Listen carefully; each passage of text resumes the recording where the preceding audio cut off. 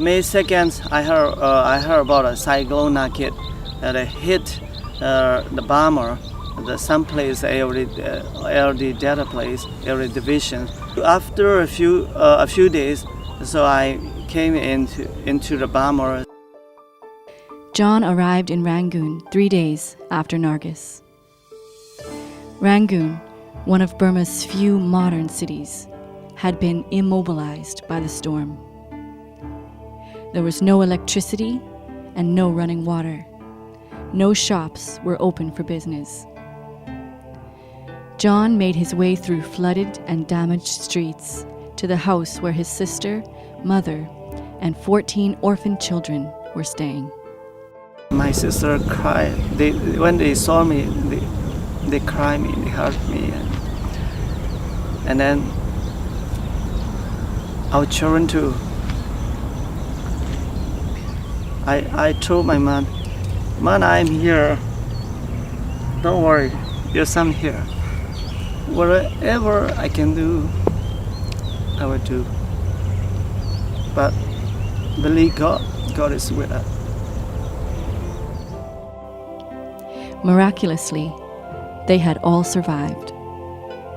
No one was injured, and they sustained minimal damage to the roof of their house. By this time, aid was beginning to trickle into Rangoon, but outside the city limits, no help had been released. Since John's family was well supplied, John decided to make his way outside the city, to the small villages that had sustained the greatest damage. It made me really sad in my heart, you know. I saw the people are living on the mud and sleeping on the mud, sleeping with animals, and when I see them, their life is lower than animal. But I really want to help those people. But the government is still prohibiting the support from the outsider. So how are we going to do? Those people is going to die, definitely. They didn't get the treatments from the hospital and from the doctor, and then some people, they didn't have anything to eat. John didn't travel far before he was asked for help.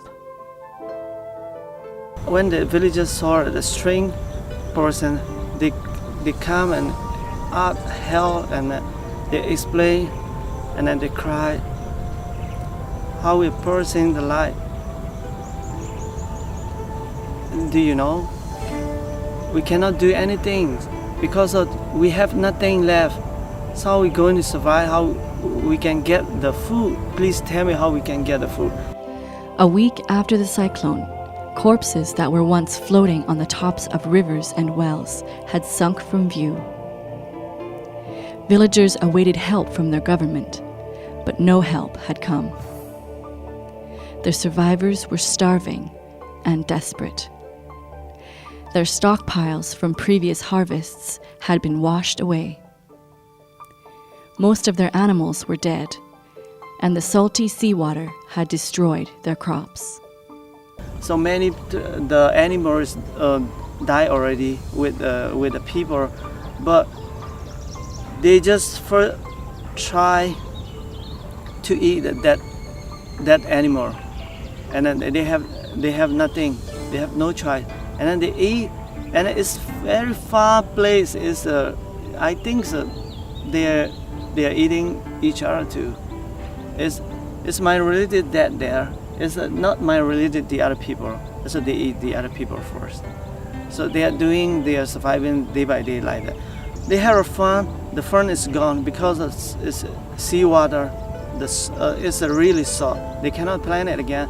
They're doing the business, the coconut business, but coconut trees gone already. The fruits gone already. So they cannot do anything. Whatever they do is that everything's gone.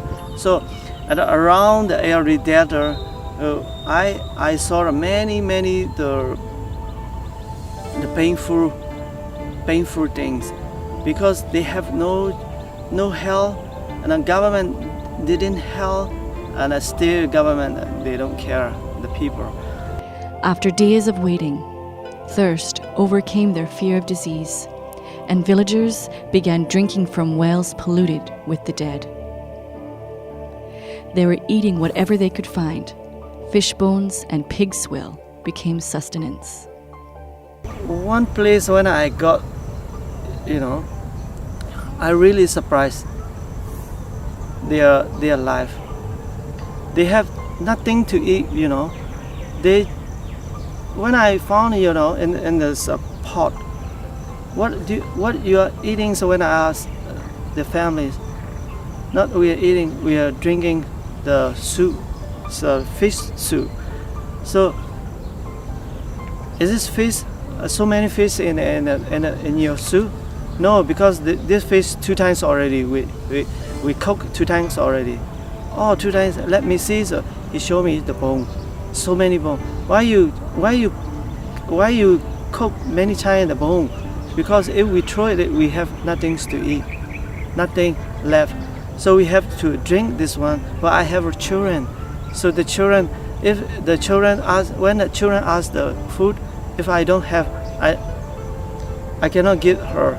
If the bone left, is I put some salt and then I make a soup and my children can drink. It's like that. And it just kept raining. What was left of the villagers' homes provided no shelter.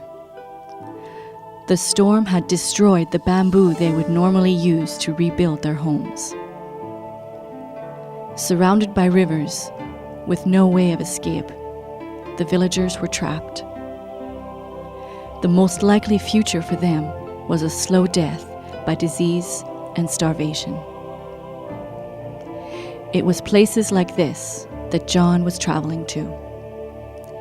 He had less than $2,000 in his pocket, but he was determined to bring life to those who had been abandoned by their government and left for dead. Here's this place that everybody has a need. There's no food. People are eating each other. They're eating pig food. They're eating whatever they can find to eat, and they're starving and they're going crazy and they're beginning to kill each other. And who in there is going to help? Which one of those people is going to rise up to help? You got to have, yet they're the only people that are allowed in there. So you get John going back in there, and he's helping his people who have no way to help themselves. I mean, the guy's carrying a miracle from God into a place that everybody else is trying to keep the miracle out of.